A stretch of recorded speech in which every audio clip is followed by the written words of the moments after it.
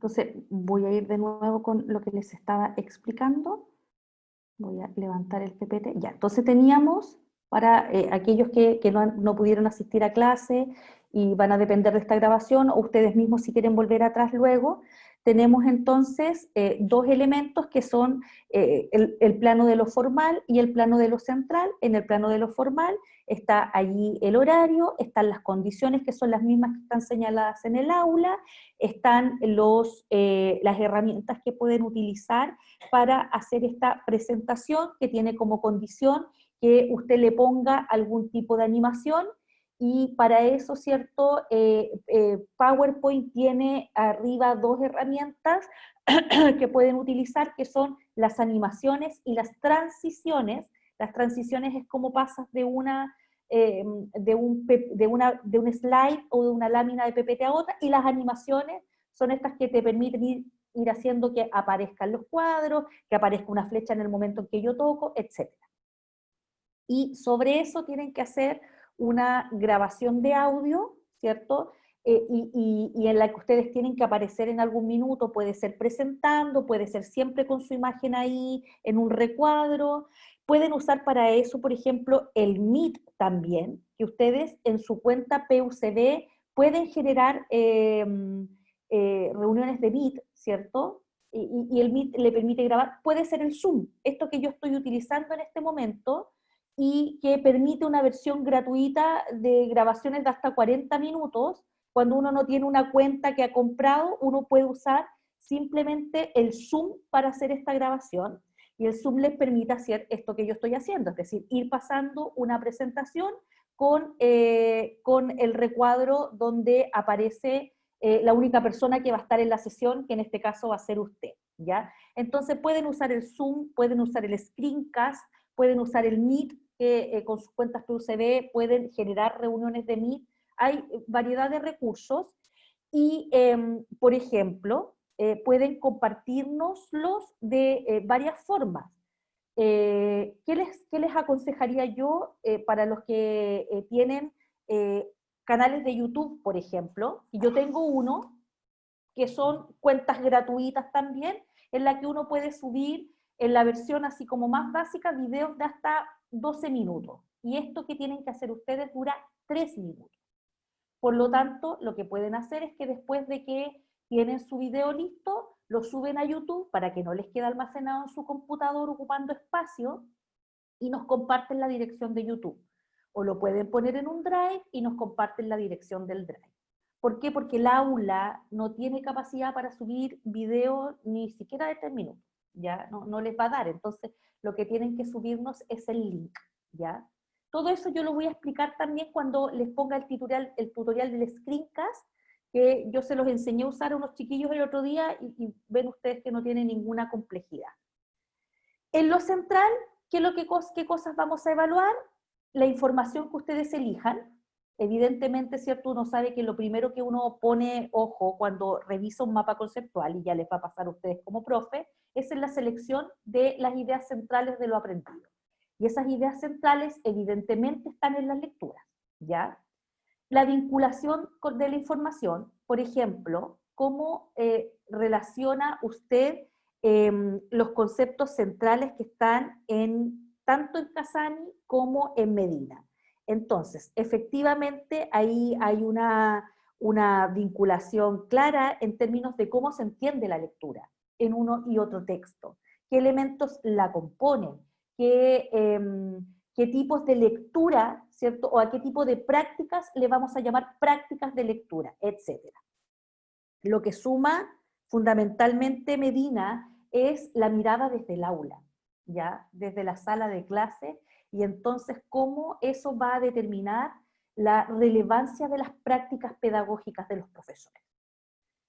También la organización de la información, que los conceptos estén agrupados y jerarquizados en ideas centrales y secundarias, que era esto que yo les señalaba adelante, el uso de palabras de enlace y formas, ¿cierto? Flechas, la direccionalidad en que estas flechas están planteadas, que todo aquello sea coherente con la teoría, ¿cierto? En términos de que usted va estableciendo una secuenciación a partir de un concepto central. El dominio las relaciones profundas y correctas en lo teórico, es decir, ¿cierto? Está bien pensado en cómo fluye este mapa conceptual. Y evidentemente el orden y la ortografía. Estos van a ser los elementos que van a generarse luego como una escala numérica donde se les va a asignar puntaje desde lo óptimo, ¿cierto?, hasta lo menos satisfactorio. ¿Tienen preguntas respecto de estos? Me imagino que muchas. Van a tener tiempo de las clases para desarrollarlo. Por ejemplo, mañana, que a ustedes les toca con la profesora Andrea y luego conmigo, van a estar un rato con la profesora Andrea y luego el resto de la clase lo van a tener disponible para que puedan avanzar en esto. De hecho, eso que yo les estoy comentando está en el aula virtual, perdón, está acá en el navegador académico. Aquí está el paralelo de ustedes, paralelo 1, ¿ya? Entonces ahí dice que la cátedra 1 consiste en responder la pregunta que debemos saber y saber hacer los profesores para formar personas alfabetizadas, como con la presentación de síntesis de ideas aprendidas y el análisis de textos de Casani y Medina en la elaboración de un mapa jerárquico a presentar con animación. Lo mismo que está allí es lo que yo les acabo de leer, y luego, si ustedes avanzan, ¿cierto?, hacia la unidad 2, van a encontrar el desglose, porque ya nos pasamos a septiembre, hoy día partimos la unidad 2, pero estamos cerrando la evaluación de la unidad 1. Entonces estamos aquí, ¿cierto? Clase lunes 7 de septiembre, que es la de hoy día. Entonces hoy día tenemos como objetivo comprender la relación entre oralidad y código escrito, que es la clase que vamos a tener a continuación. Mañana, martes 8, se van a reunir con la profesora Andrea, ¿cierto?, para realizar, espérense, estoy revisando, paralelo 1, ustedes son paralelo 1, ¿cierto? Corrobórenmelo. Sí, profe. Ya, entonces estamos bien. Mañana van a trabajar en la realización de una hipótesis de lo que saben los niños para interpretar un texto, que es una actividad, ¿cierto?, que van a partir desarrollando con la profesora Andrea. Y la siguiente clase que ustedes tienen mañana cumplen sus 6 horas, ¿cierto? Ustedes no tienen clase el jueves. Sí, tenemos el jueves. Ah, tienen el jueves en la mañana. Tenemos Ya, el lunes, jueves, martes y jueves. lunes, martes y jueves. Entonces, el jueves ustedes van a tener disponible el momento asincrónico para también trabajar la entrega de esta cátedra, ¿ya? Y ahí están programadas todas las cátedras, o sea, todas las actividades que vamos a tener durante el mes de septiembre. Entonces, mañana ustedes van a trabajar con la profesora Andrea y van a trabajar fundamentalmente en la unidad 2. En la unidad 2. Profe, dígame. ahí en la bibliografía sale, ¿Mm? de la unidad 2 sale un libro, pero que es largo. Me imagino que solamente vamos a tratar algunos capítulos o algo así. El de Stanislas Dehaene, El cerebro lector. Sí, pues Sí, sí, algunos capítulos. El libro tiene como, es así sí, 400 páginas. sí, más de 800 Entonces, páginas iba a decir yo. ya, van Sí, ahí y indicando. los capítulos van a estar escaneados, van a estar disponibles para ustedes. O sea, aquí está el libro completo, pero luego vendrá la indicación para que los que no lo han Ya. visto. Un libro fascinante en todo caso. Ya, pero de aquí vamos a leer solamente lo que se vincula con lectura, ¿ya? Y eso Vamos lo a... van a ir indicando después, entonces. Sí, por supuesto que sí. Ya, Ya, gracias. entonces vamos a partir con lo que nos convoca hoy día. Déjenme cerrar para cerrar esto, ¿Sí? para que partamos con lo que nos convoca hoy. Voy a poner por aquí arriba. Hoy día lo que vamos a empezar a visualizar, muy atentos con este PPT, porque este PPT está animado en PowerPoint justamente. O sea, esto que yo les voy a mostrar es un PPT que está súper animado y tiene muchos mapas conceptuales y que les van a permitir mirar cómo se vería con animación. Ya me Profe, estoy disculpe. Sí, dígame. Disculpe que la interrumpa. Es que No, tenía no, no. consulta algo último con lo del mapa conceptual. El tiempo de duración, dijo 3 minutos, pero ese es el mínimo. ¿Hay un máximo de tiempo?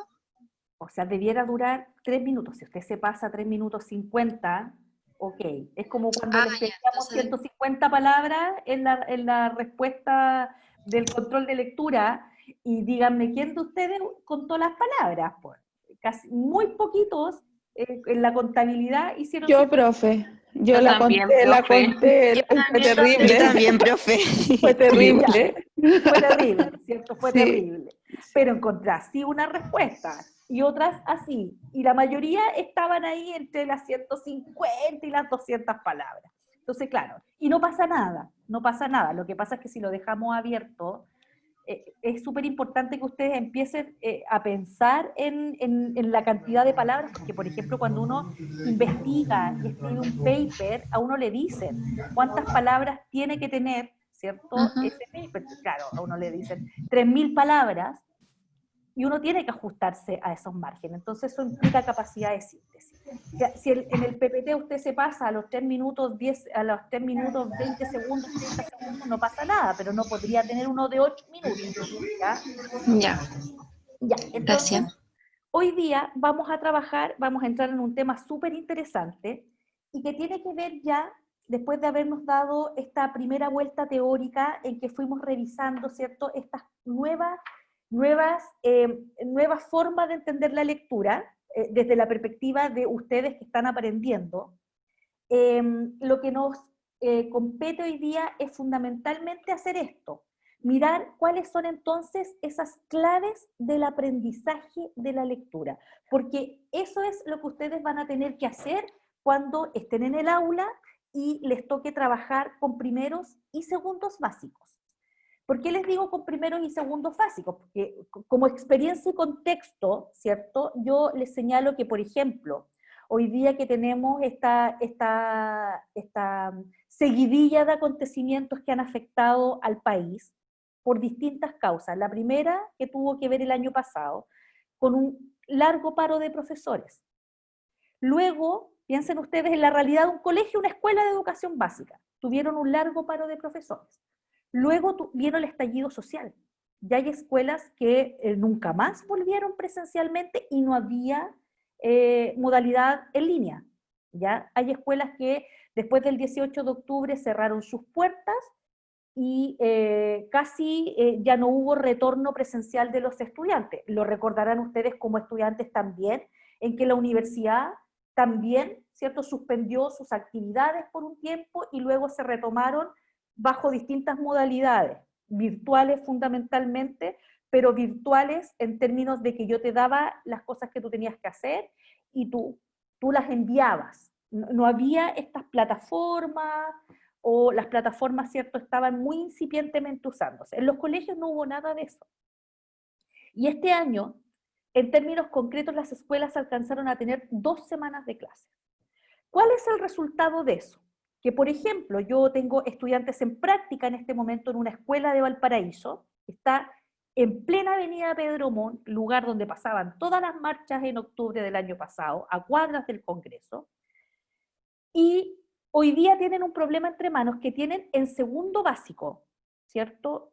No más de entre 6 y 8 niños lectores. Todos los demás ellos los clasificaron, tienen niños no lectores y tienen una categoría que ellos llaman lectores intermedios. Es decir, cuando estamos hablando del aprendizaje de la lectura, en términos concretos, las escuelas lo ven como el dominio del código. Es decir, el niño que es capaz de sentarse con un libro y leer, ¿cierto?, ojalá de manera fluida, algunos textos que están en él cuando el libro, ¿cierto?, ha sido escogido por su nivel de dificultad. Entonces, en este momento, esa escuela tiene un problema entre manos que tiene una suerte de cuello de botella, porque tiene un gran número de niños en primero básico. Imagínense cómo es la situación en primero básico, ¿ya?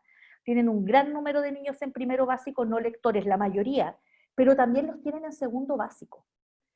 Y el tener niños no lectores constituye una problemática de implementación del currículum, porque efectivamente, ¿cierto?, las prácticas de lectura no solo están asociadas a la clase de lenguaje, sino que son transversales a todo lo que ocurre en la escuela. Y entonces, están haciendo planes de acción. Imagínense lo que significa trabajar lectura con un niño así, online, con problemas de conectividad, con la posibilidad de hacer videollamadas muy pequeñitas con los niños, en horarios que a veces no son los más óptimos porque los papás llegan tarde, a esa hora les pasan los celulares a los niños para que ellos se conecten con los profesores, y ha planteado un desafío enorme a todo el sistema, que está súper estresado el sistema en este minuto, porque el desarrollo de la lectura en estos 2 primeros años, ¿cierto? De ello va a depender, como lo leíamos en Medina, el éxito o el fracaso escolar.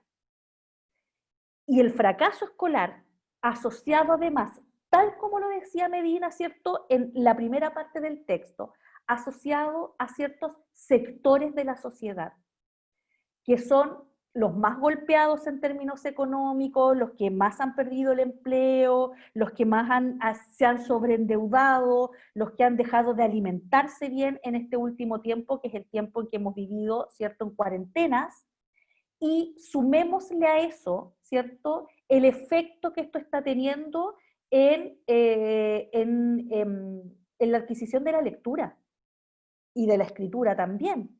Y entonces lo que estamos haciendo es agrandar una brecha enorme que ya existía, porque no están las condiciones materiales, físicas, para que estos niños, ¿cierto?, puedan llevar adelante un proceso tan crucial como el de aprender a leer, y que tiene tanto impacto en el currículum.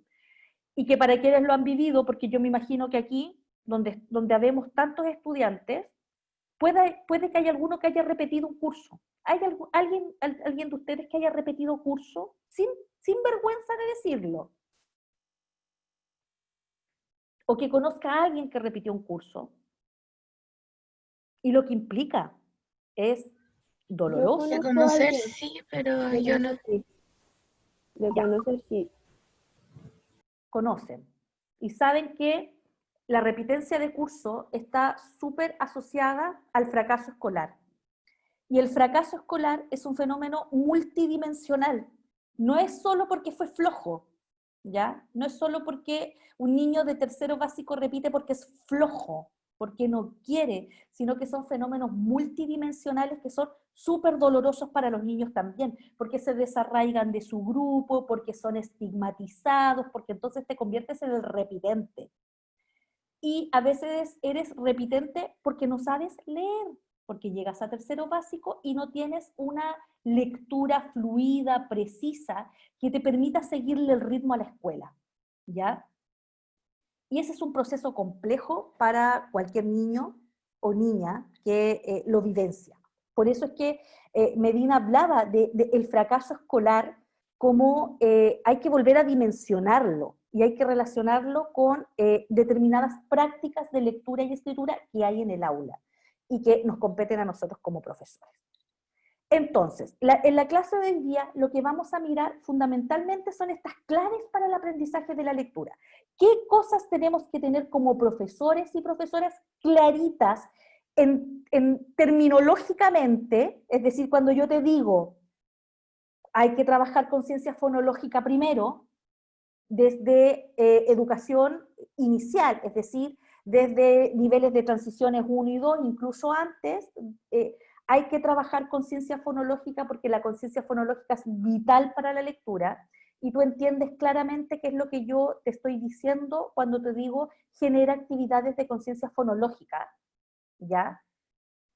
Primero, la terminología, y luego cómo todos estos nodos de información se relacionan, ¿cierto?, en un mapa conceptual que vamos a utilizar acá, que lo hizo la profesora Andrea, se relacionan para que podamos entender, ¿cierto?, cómo hacer buenas prácticas de lectura en el aula. Entonces, lo primero que vamos a decir, déjenme sacarlos de aquí arriba porque estamos tapando. Quiero achicar esto. Y esto también lo vamos a mover. No sé dónde ponerlo para que no me interrumpa la visión de... Ya, después lo voy a mover. Entonces, aquí tenemos una primera diapositiva.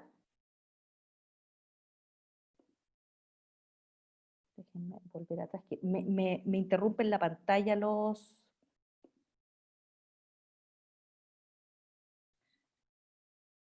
Ya. Ya. Entonces, tenemos aquí estas primeras habilidades claves para la lectura. ¿Cuál es la primera consideración que tenemos que tener? Es que oralidad y escritura no son las dos caras de una misma moneda. Los niños desde días de nacidos, ¿cierto? Están expuestos a el lenguaje oral alrededor suyo, y por lo tanto, ¿cierto?, se desarrolla su propia oralidad en un ambiente natural. Pero la escritura no es natural. La escritura requiere, ¿cierto?, un trabajo que es muy sensible en los primeros años de escolaridad, porque no es pensar simplemente que de la oralidad nos vamos a pasar a la escritura de manera natural y espontánea, sino que efectivamente la escritura, que en términos evolutivos además aparece posteriormente en la historia de la humanidad, requiere de un aprendizaje, que es un aprendizaje muchas veces, ¿cierto?, muy dependiente del tipo de prácticas que los profesores desarrollan en el aula y que se relaciona con, por ejemplo, tener claridad sobre conceptos que hay aquí. La oralidad está compuesta por el léxico, que son estos conjuntos de palabras que forman, ¿cierto?, el lexicón o el acervo lingüístico que tiene un niño o una niña, y que se debe trabajar fuertemente los primeros años de vida y también en todo el ciclo escolar estamos trabajando con el léxico. Toda la investigación muestra que los niños que tienen mejores resultados en comprensión lectora son niños o niñas que tienen un léxico más amplio y más variado. Y el acceso a ese léxico amplio y variado puede ocurrir a través de dos vías. La primera es el hogar, ¿cierto?, donde hay prácticas culturales, que facilitan o fomentan el desarrollo léxico del niño. Por ejemplo, la lectura que pueden hacer los padres, ¿ya? El cuento leído en la noche, te fijaste que aquí nos apareció una palabra nueva, ¿qué significará? Nunca la habíamos escuchado, mira esta palabra que aparece en este cuento, o simplemente en la interacción cotidiana que esos padres que practican lectura, por ejemplo, la lectura de antes de dormir, que discuten con los niños acerca de temas, que leen conjuntamente con sus hijos, que van por la calle leyendo y buscando palabras nuevas, que van mirando los textos que están a su alrededor, ¿cierto? Tienen como costumbre, generalmente esos niños tienen un léxico enriquecido y potenciado por la familia, por su entorno familiar. Por otro lado está el efecto de la escuela sobre el desarrollo léxico.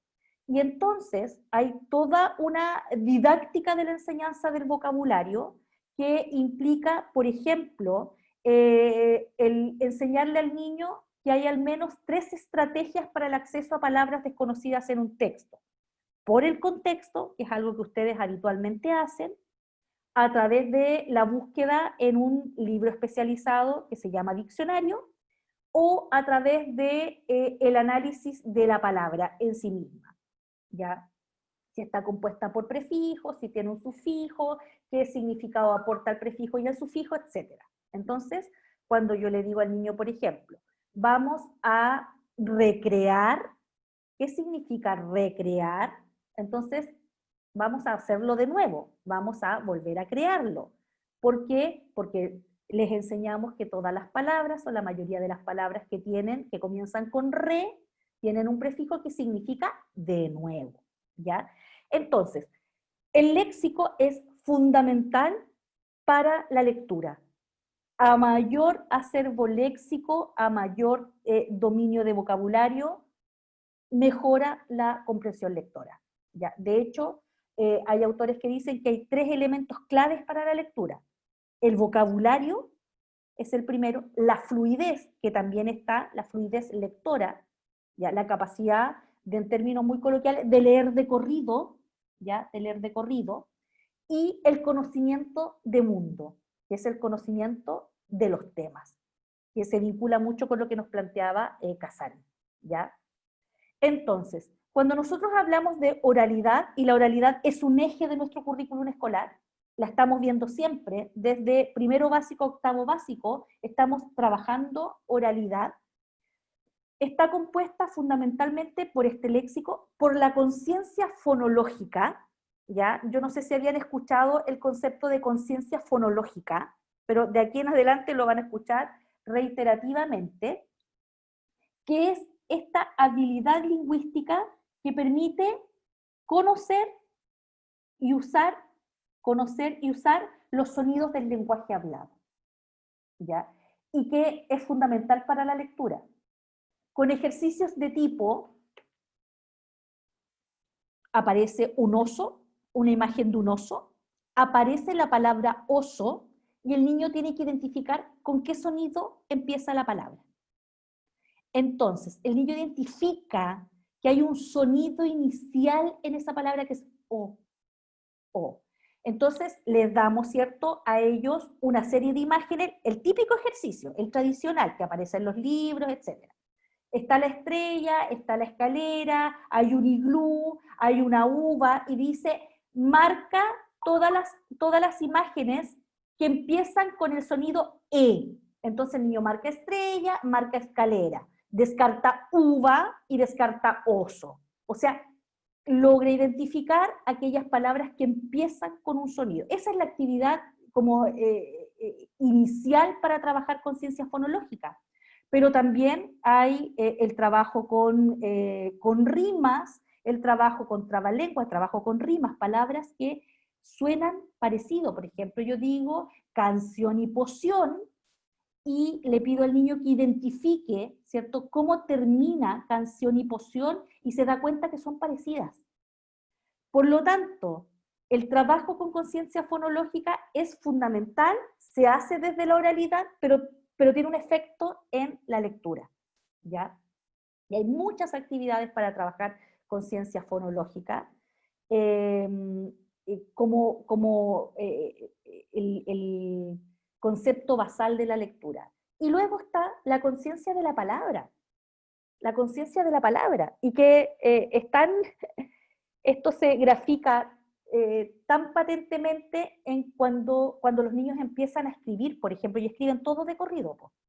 Escriben en carro. ¿Han visto esos niños que escriben todos de corrido y no dejan ningún espacio entre palabra y palabra? Y es porque el niño necesita desarrollar la conciencia de que hay fronteras entre palabras, ¿ya? Hay fronteras entre palabras. Y estas fronteras entre palabras implican la conciencia de que hay unidades, que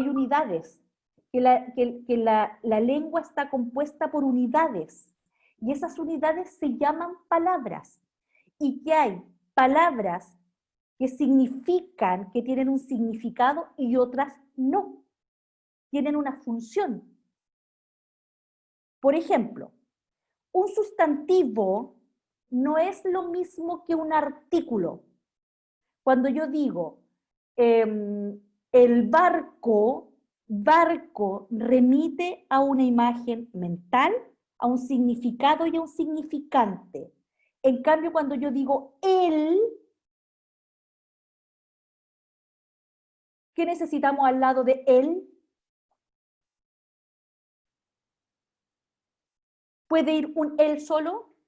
Él sin tilde. No debemos especificar a qué él nos estamos refiriendo. Muy bien, muy bien. ¿Por qué? Porque el es un artículo y el artículo cumple una función que es la de determinante del núcleo del sujeto. Para los que se acuerdan, a lo mejor tuvieron clases de gramática en el colegio, determinante del núcleo del sujeto. Y el núcleo del sujeto es un sustantivo.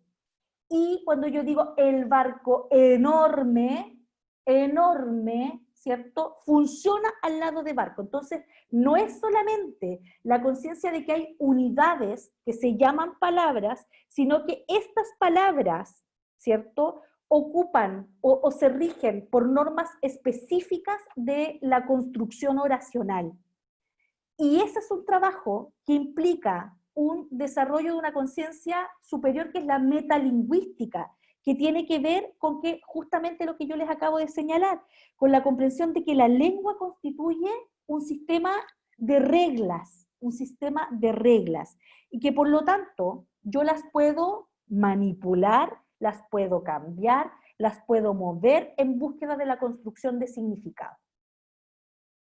Y que luego, llevándolo al extremo, ¿cierto?, a cosas que van a ver en los cursos posteriores, implica, por ejemplo, que yo en poesía puedo alterar a conciencia el orden tradicional de una construcción oracional, que es lo que se conoce como hipérbaton. ¿Se recuerdan de lo que era el hipérbaton? Que era cambiar el orden tradicional de una oración para conseguir un efecto estilístico. Por lo tanto, el niño pasa por este proceso de enriquecimiento léxico, desarrollo de conciencia fonológica y desarrollo de conciencia de la palabra, cuando está expuesto, ¿cierto?, a buenas prácticas, por ejemplo, en el jardín de infantes. Cuando en el jardín de infantes tenemos horarios de lectura. Todos los días vamos a leer un cuento, en ese cuento nos vamos a encontrar con palabras, vamos a ver si conocemos todas las palabras que están en este cuento, vamos a ver qué estructura tiene este cuento, vamos a ver de qué se trataba este cuento, ¿cierto? Entonces, cuando los niños están expuestos a buenas prácticas en el jardín infantil, usted nota la diferencia en primero básico. Y esto implica, ¿cierto?, que si los niños vienen, por ejemplo, directo del hogar al jardín, al colegio, porque hay niños que no cursan ni pre-kinder, ni kinder ni siquiera, llegan directo a primero básico, muchos de estos tres elementos van a depender de lo que haya pasado en el entorno familiar. Ahora, léxico, conciencia fonológica y conciencia de palabra van a impactar en el principio alfabético. Y el principio alfabético es justamente, si ustedes se fijan, esto va hacia abajo, la asociación que tenemos que aprender todas las personas que hemos pasado por los sistemas escolares y hemos aprendido a leer y a escribir. Tenemos que hacer una primera asociación, que es esta suerte de dualidad entre el grafema y el fonema, entre la letra y cómo esta suena. ¿Ya?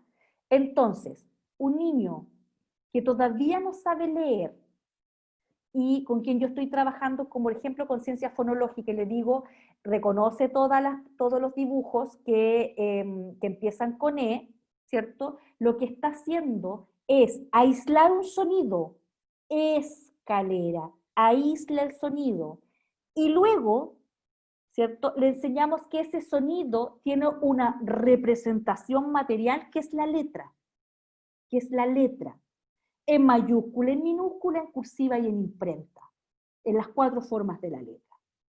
Y que escalera, la E, ¿cierto?, no solamente la voy a encontrar siempre al inicio de una palabra, sino que me la puedo encontrar al medio o al final. ¿Ya? Entonces, todos estos elementos que están acá van a impactar en el desarrollo de este principio alfabético, que es esta asociación entre grafema y fonema. ¿Ya? Y eso, acá yo vuelvo atrás, si ustedes se fijan, esto después ustedes van a tener tiempo de verlo con calma, hay una línea que viene bajando desde el vocabulario, ¿ya? Desde el vocabulario, y da la vuelta, porque yo quiero volver atrás con el tema del léxico. el desarrollo léxico es tan importante en los primeros años, ¿ya? Es tan importante que suele ser, como yo les señalaba, identificado como uno de los elementos cruciales para el desarrollo de la lectura y la comprensión lectora, ¿ya? Y la comprensión lectora. Y de hecho, hay un autor por ahí que dice que los niños aprenden palabras todo el tiempo, pero cuando nosotros queremos intencionar que ellos aprendan una palabra, tenemos que procurar que los niños se tropiecen con la palabra muchas veces. Y por un número. Incluso dice que los niños, para que aprendan una palabra, tienen que haberla oído, manipulado o escrito al menos 12 veces. 12 veces. O sea, si yo les quiero enseñar hoy día la palabra, supongamos, estamos leyendo con los niños de primero básico una palabra que es un cuento donde aparece la palabra,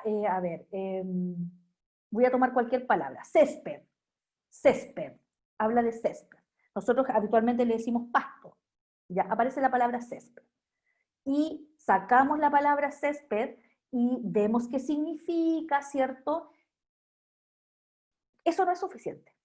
No es suficiente. Y la escribimos y la pegamos en un rincón de la sala, ¿ya? Eso no es suficiente.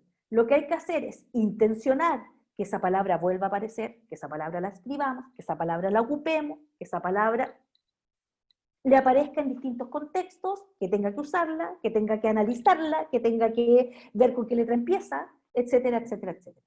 Entonces, el léxico tan importante tiene efecto en la vía directa a través de la cual se puede acceder a la lectura. Si ustedes se fijan, aquí hay dos rutas. Una ruta que proviene de fundamentalmente la conciencia fonológica y la conciencia de palabra, y una que viene desde el léxico. ¿Por qué? Porque hacia la decodificación, que es la adquisición del código, ¿cierto?, podemos acceder a través de dos tipos de lectura, o se reconocen dos tipos de lectura. La lectura por vía indirecta, que es esta que viene de acá, y la lectura por vía directa, que es aquella en la que el léxico tiene harta incidencia. Entonces, en estos dos casos, ¿cierto?, tenemos estas dos vías, y les voy a explicar así muy brevemente en qué consiste la lectura por vía directa o indirecta y directa. La ruta directa, que es esta que está acá, es una ruta visual. Es una ruta visual. Es aquella que nos permite, por ejemplo, acceder a las palabras en su totalidad e incluso con un golpe de vista. Yo miro una palabra y la veo en su totalidad, sin pararnos en las letras que la componen. Sin pararnos en las letras que la componen. A los adultos nos pasa todo el tiempo, cuando estamos leyendo y somos capaces de leer rápidamente por un texto, lo que hacemos es pasar por arriba de las palabras. No nos quedamos a ver cómo esa palabra o qué sonidos componen esa palabra, cómo esa palabra está escrita. No hacemos ese ejercicio, si no, no terminaríamos nunca de leer, ¿ya? Y esta ruta se utiliza para enseñarles a leer a los niños, aunque con menos frecuencia o combinada, ¿cierto?, con la lectura por vía indirecta, ¿ya? La ruta indirecta, que es la que viene de acá, es una vía fonológica, y que tiene que ver, ¿cierto?, con esta concientización del sonido, de los sonidos, ¿cierto?, que componen las palabras, de la conciencia de palabras, y que me permite luego hacer la asociación entre ese sonido y el grafema, que es la representación de la letra, ¿ya? Que es la representación de la letra. Entonces, la ruta por vía indirecta es una ruta más bien de tipo fonológica, es aquella con la que leemos, ¿cierto?, una palabra letra a letra, ¿ya? Letra a letra. Y es la que habitualmente se les enseña a los niños en el colegio, ¿ya? Se les enseña por esta ruta. La mayoría de los colegios, la mayoría del sistema escolar en general, utilizan esta ruta, ¿ya? Les enseñan cómo se unen las letras formando sílabas, y las sílabas formando palabras, que debe ser como yo creo que todos ustedes aprendieron a leer en el colegio, ¿ya? Aprendieron por vía indirecta, es decir, haciendo esta asociación y esta descomposición de las unidades, ¿cierto?, que conforman una palabra.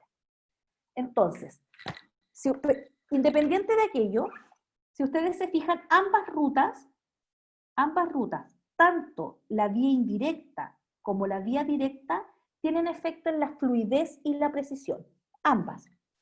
La fluidez, que es esta capacidad, ¿cierto?, de leer, no quiero usar el concepto de corrido, pero leer, ¿cierto?, sin dificultades, sin silabeo, y que permite la automatización de la lectura.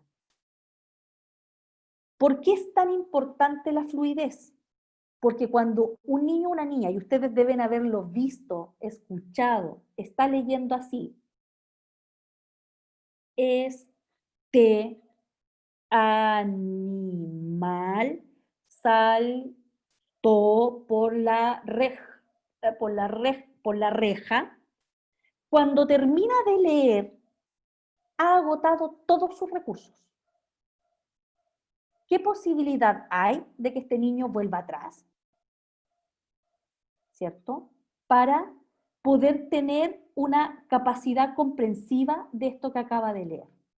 Probablemente no la tiene, probablemente llegó hasta el final y está tan exhausto, ¿cierto?, de hacer este ejercicio de silabeo, que no hay muchas posibilidades de que pueda haber comprendido lo que está leyendo, ¿ya? No sé si ustedes han escuchado a los niños leer así. Voy a volver a donde están ustedes. ¿Han escuchado a leer niños de esa manera? Niños grandes incluso. Sí.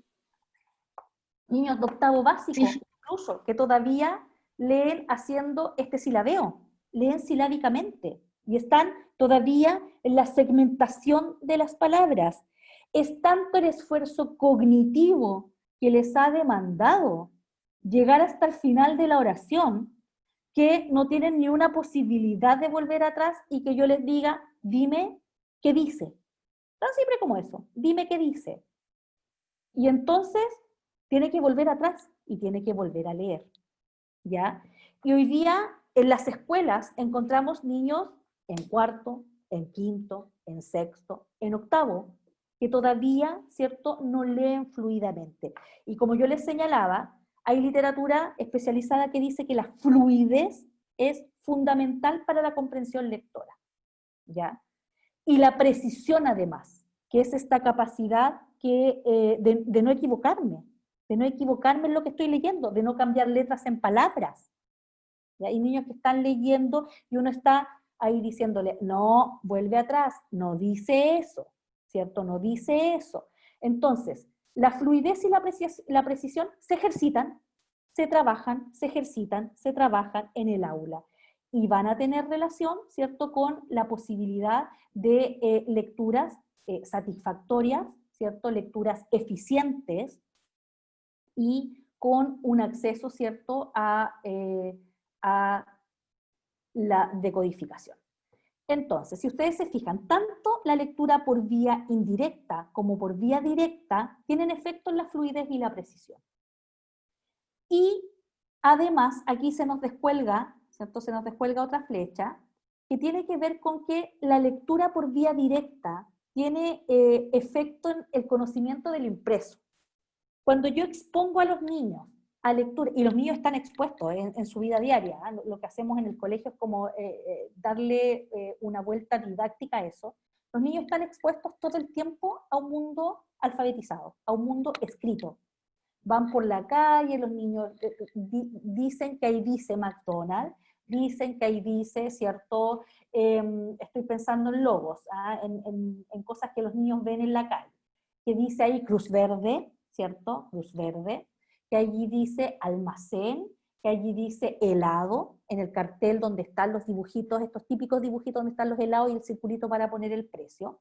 Entonces, efectivamente, como la vía directa implica el acceso a la palabra en su totalidad, ¿ya? El acceso a la palabra en su totalidad. Muchos niños están súper expuestos a la lectura y a reconocer palabras, aunque no las lean, aunque no las decodifiquen así, tal como se hace en la vía indirecta. Por lo tanto, efectivamente, la vía directa, que es esta exposición a palabras completas que construyen oraciones, que construyen textos, tiene efecto en el conocimiento del impreso. Entonces el niño ve, este es un típico ejemplo para graficar esto. Le llega la invitación del cumpleaños del compañero de curso, que tienen la típica forma, son estas tarjetas bonitas, ¿cierto? Que tienen, tienen la forma de la Peppa Pig, de, no sé, de Ben 10, de los Paw Patrol, y adentro dice, te invito a mi fiesta, te invito a mi fiesta, o invitación, o te invito a mi cumpleaños, cumpleaños. Y los niños ven la palabra cumpleaños y son capaces de leerla. Saben que ese texto implica aquello, que es una invitación, ¿ya? Y saben lo que van a encontrar allí. Saben que van a encontrar el cuándo y el dónde, y quién los invita. Por lo tanto, los niños tienen un conocimiento del impreso, que es lo que de alguna forma nos señala Casani, que hay que recuperarlo, no podemos partir con los niños llegando al colegio como si los niños vinieran de una burbuja en la que no han estado expuestos nunca a ningún tipo de texto escrito. Ahora, esto tiene muchas relevancias, porque el conocimiento del mundo del lenguaje escrito no es adquirido de un día para otro. Estamos claros, no tiene la naturalidad de la oralidad, ¿ya? Es complejo, es un proceso complejo y largo el que los niños aprendan a leer. Es complejo, es largo, requiere de mucho estudio, ¿ya? De mucho estudio por parte del profesor. ¿Ya? De parte del profesor. Por una parte, el niño va a acceder, ¿cierto?, al sistema de codificación de la escritura, por esta vía, ¿ya? Que nuestra escritura, en nuestra cultura, es la escritura alfabética. Pero por otro lado, también va a acceder al lenguaje escrito a partir de el mundo que lo rodea, o el conjunto de los distintos modos discursivos. En realidad son modos discursivos que resultan de la utilización de la escritura, los modos discursivos que resultan de la utilización de la escritura. La tarjetita de invitación, ¿ya? La tarjetita de invitación. Todas las formas de expresión que podemos encontrar en los textos escritos. Entonces, los niños cocinan con la mamá y ven que la mamá tiene un libro de recetas de cocina y que está mirando, ¿cierto?, la receta, y la mamá le dice, mira, aquí tenemos que echar 2 cucharadas de azúcar, échalas tú, ¿ya? Así los niños son capaces de reconocer las diferencias, por ejemplo, que hay entre una noticia, perfectamente, las diferencias que hay entre una noticia y una carta, ¿ya? Las diferencias que hay entre una tarjeta de invitación y la noticia en un diario. Son capaces perfectamente de reconocerlas antes de leer. Esto es súper importante porque hay una conciencia de lo escrito que es anterior al proceso de aprendizaje del código, y que hay que potenciarlo en la sala de clases. Hay que potenciarlo, hay que trabajar con los niños textos complejos. Y cuando digo textos complejos, no son textos difíciles, sino que no son palabras aisladas y sueltas. No les lleno la sala de palabras aisladas, sino que les pongo un afiche, les traigo un texto, les pido que lo miren, hay una invitación a una feria científica, nos acercamos con los niños y la miramos, etc. Y para ello, ¿qué hacemos los profesores? Lo que está aquí abajo y que me había quedado oculto, ¿cierto? Por ejemplo, pensamos en el aula, en la sala de clases, como un espacio textualizado. Era aquello que yo les estaba señalando. El aula como un espacio textualizado. Utilizamos estrategias como la interrogación de textos. Mira, nos ha llegado un afiche. ¿De qué se tratará? Y los niños que todavía no leen, y hay algunos que leen, son capaces de acercarse al afiche y ver qué dice. Y mirar de qué se trata, ¿ya? Con la estrategia de interrogación de texto. Pero también, como yo les señalaba, la lectura en voz alta de un adulto, que en muchas familias, ¿cierto?, es tarea y labor de los papás, y que en el colegio es labor nuestra. Generar esos espacios para decir, oye, miren, sentémonos ahora, les voy a leer una historia. ¿Para qué la vamos a leer? Para leerla, ya no para preguntar, no para hacer una prueba, que son espacios que casi no existen en las salas de clase. En las salas de clase se lee muy poco solo por leer, porque mira qué bueno es este cuento que encontré y se los traje para que ustedes lo escuchen, ¿ya? Lo mismo que hace el adulto en la casa. El adulto dice, ya, le voy a leer a mi hijo porque así se duerme, pero lo que hace es un ejercicio, ¿cierto? Que más que la finalidad última de que se duerma, es porque es una práctica que intuitivamente hacen muchos papás y mamás y que tiene un efecto enorme en el desarrollo, ¿cierto?, lingüístico de los niños y niñas. Entonces, aquí hay estrategias, la lectura en voz alta, el aula como este espacio textualizado y la estrategia de interrogación de texto, que tiene todo. Profe, de Mira. hecho yo me acuerdo que cuando era chica hacíamos lectura silenciosa, creo que se llamaba, Sí. y leíamos en clase y a cada uno nos tocaba un párrafo y así íbamos leyendo. Siempre se hacía como en la mañana, Claro, temprano. claro. Y en varias clases me tocaba, no solamente el lenguaje. Sí, pues hay colegios que tienen esta práctica instalada que es como la LSS, que es la lectura silenciosa sostenida, y que implica que los niños y niñas, cuando se hace bien, ¿cierto? Cuando se hace bien, seleccionan ellos sus textos, están leyendo y si tienen la oportunidad, lo comparten. Ya son prácticas de lectura que tienen que ver con leer porque queremos un espacio para leer. No porque lee porque te voy a hacer una interrogación. De hecho, en la lectura silenciosa no se hacen preguntas después. No, yo puedo preguntar, ¿qué estabas leyendo? No, mira, estoy leyendo un cómics acerca de no sé qué cosa. Me estoy leyendo una revista de Mafalda, no, yo estoy leyendo una revista que me traje del crack, que es sobre motocicletas o bicicletas. Tienen que ver con los intereses de los niños. Que cuando se hace bien puede resultar una muy buena práctica, pero también la lectura en voz alta, el modelamiento. Recuerden ustedes que Medina hablaba del modelamiento, de los niños que están expuestos a cómo se hace, cómo se lee. Y ese cómo se lee es tanto una práctica cultural en casa como una práctica pedagógica en el aula, ¿ya? Entonces, aquí hay una síntesis de lo que yo he dicho.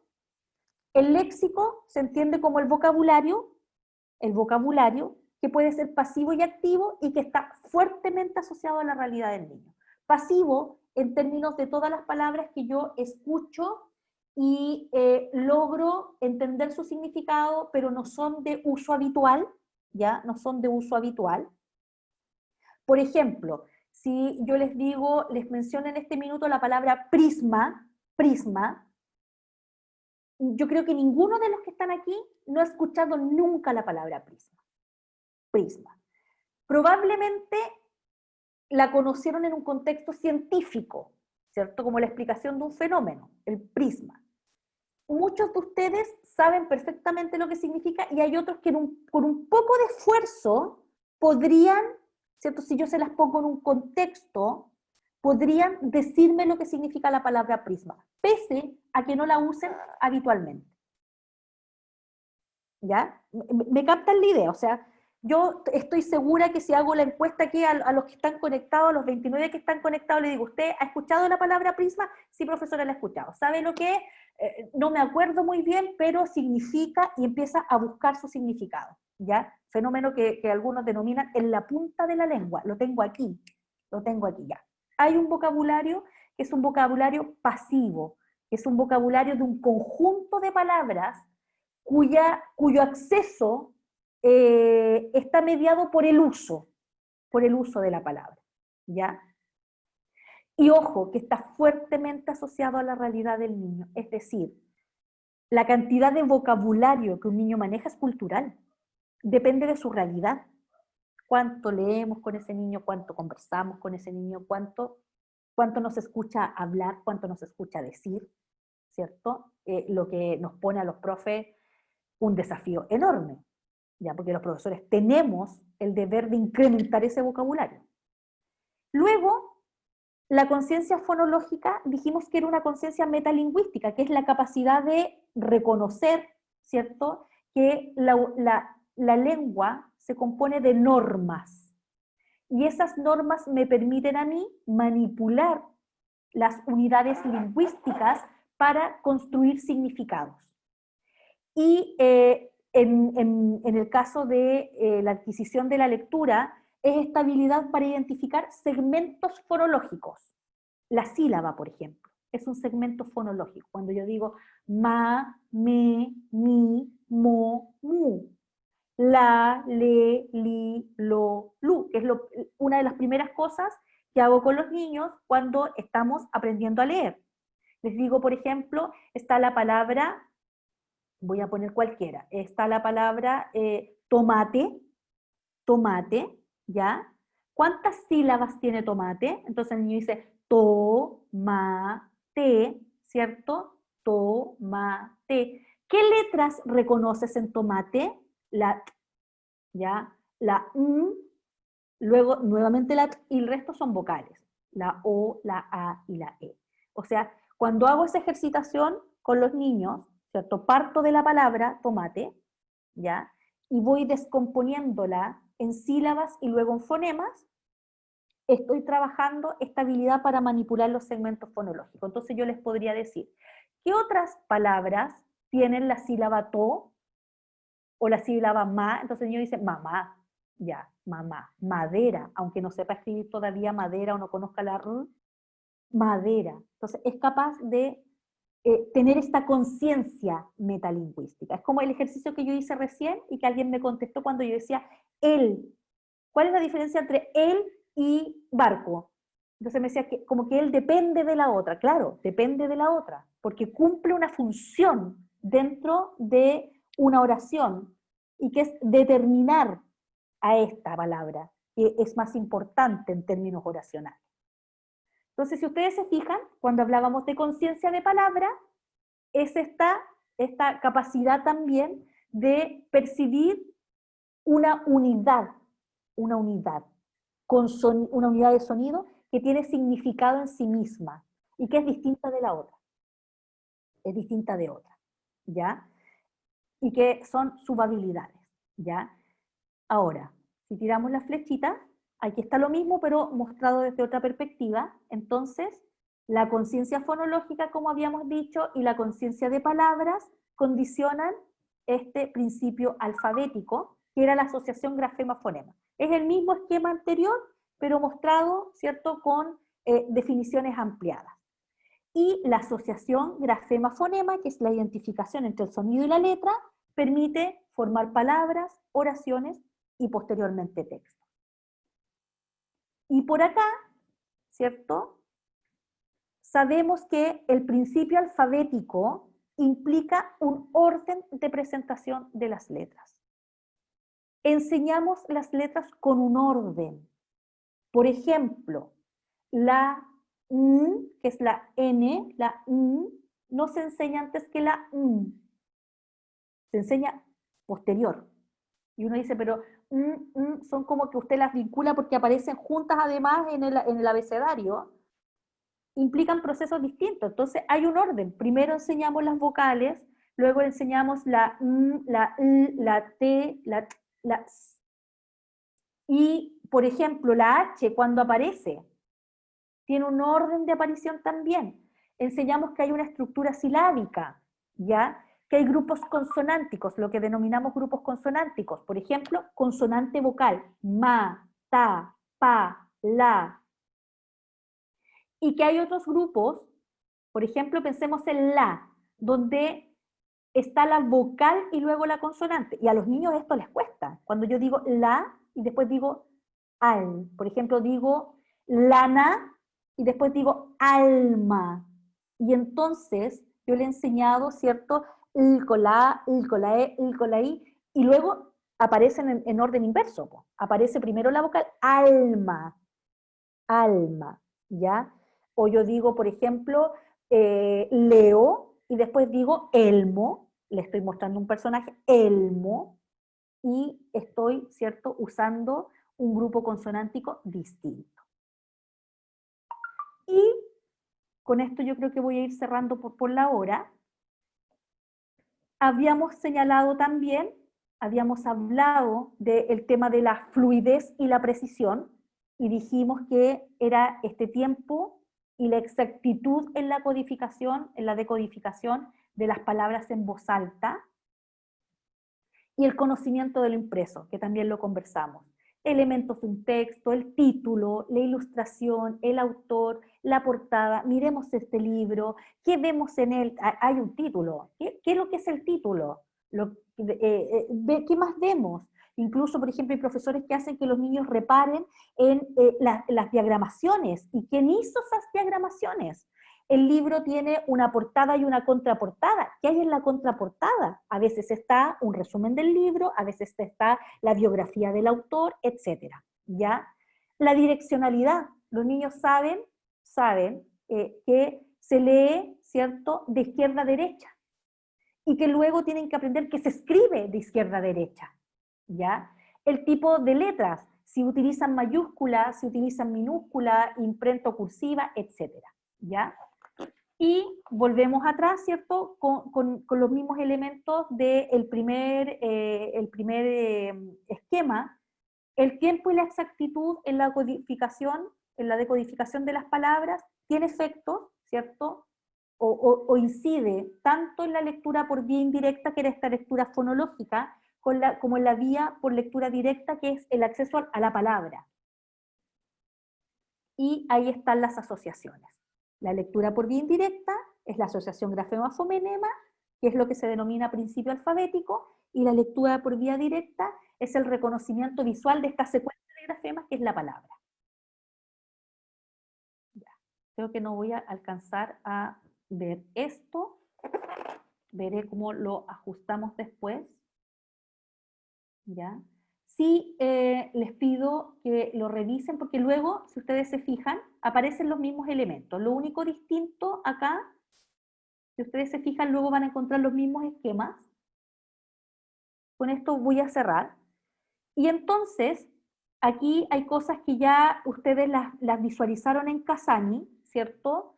Nosotros podemos hablar de modelos que explican el cómo se produce el acto de lectura, y todos los elementos anteriores pueden ser explicados desde un modelo ascendente, que implica pensar en la lectura como desde la letra hacia el texto, ¿ya? Desde la letra hacia el texto, o del texto a la letra.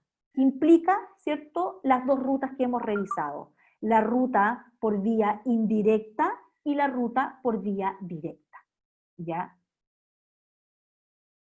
Uno denominado holístico y el otro denominado modelo de destrezas.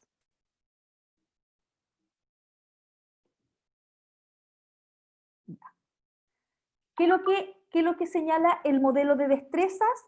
Que es necesario partir de la unidad más básica de la oralidad, que es el fonema, que es el sonido, y relacionarlo con el grafema, que es lo que hemos estado discutiendo. Este sonido L lo relaciono con el grafema, con la forma escrita de la letra. Y aquí vamos a encontrar métodos de enseñanza de la lectura. Esto no lo vamos a profundizar ahora. Los métodos para enseñar a leer desde la perspectiva fonética, silábica o alfabéticos. Y desde la otra perspectiva, ¿cierto?, desde la ruta directa, que era la palabra en su conjunto, está el modelo holístico, ¿cierto?, con el método global, que es necesario partir de la complejidad del texto y la palabra. No debe analizarse la palabra en sus sonidos. El aprendizaje tiene sentido a partir de la unidad completa de la palabra. ¿Cuál se usa más en las salas de clases? Este, por cierto, mucho más que este. Y ahí están los mismos elementos. Quiero mostrarles fundamentalmente este. Con esto sí voy a terminar. ¿Qué es lo mejor de ambos mundos? El modelo interactivo o modelo equilibrado, ¿ya? Modelo equilibrado con un método interactivo, que implica enseñar a leer tanto desde la letra hacia el texto como del texto hacia la letra.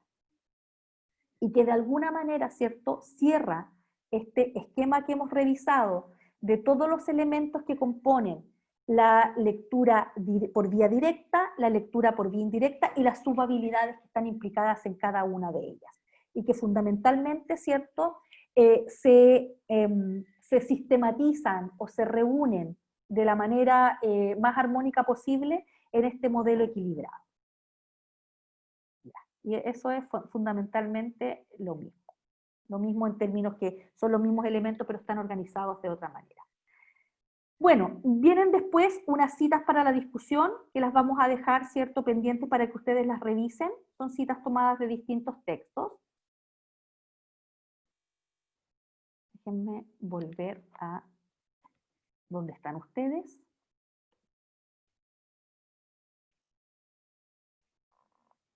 Acá están. Ya. Sé que deben estar ultra mareados porque han sido muchos conceptos en esta clase. Ya. Les agradezco la atención y para los que fueron haciendo preguntas o participando.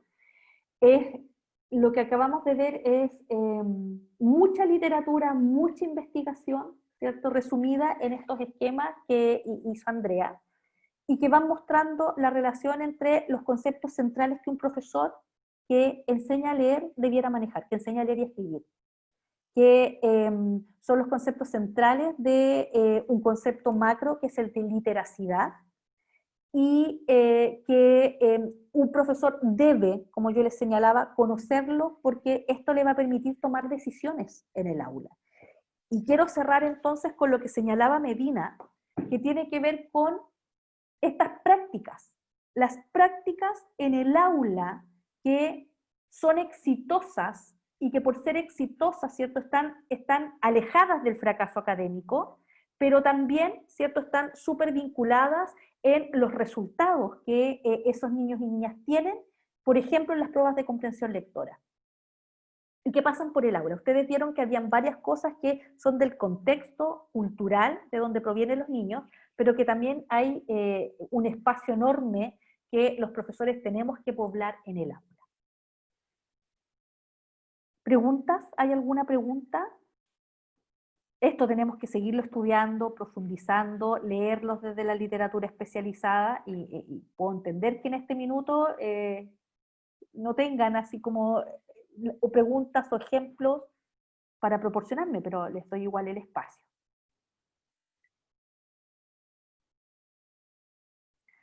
Bien. Bueno, de mi parte, no, profe. Ya, como es la una ya, ¿cierto? Es la una. Solo pedirles que revisen el aula. Mañana entonces que van a trabajar con la profesora Andrea y el jueves ya van a tener este espacio para trabajar la cátedra, o sea, tienen además el espacio para trabajar la cátedra. Hoy día en la tarde va a estar este listado de palabras con los que ustedes pueden empezar a armar su mapa conceptual y también les voy a subir este tutorial de Screencast que les había prometido. Si no, recuerden que su mapa conceptual lo pueden grabar en Zoom, lo pueden grabar en Meet, lo pueden grabar directo desde su celular a la pantalla del computador, pero tienen que salvaguardar algunas condiciones, ¿ya? Que es mostrarse ustedes en algún momento presentando o ustedes durante todo el desarrollo del mapa conceptual, etc. Bien, en la tarde va a estar subida la grabación de esta clase, por si ustedes quieren en algún momento volver a escucharla, tomar apuntes, mirar bien los esquemas que están allí, y va a estar subido, ¿cierto?, el PPT también de la clase de hoy día. Les Gracias, dejo profe. para que escuchen mañana. Chao, chicos. Chao, profe, gracias. Chao, profe, gracias. Chao. Profe, que tenga un buen día. Chao. Igual ustedes. Chao, profe. Chao.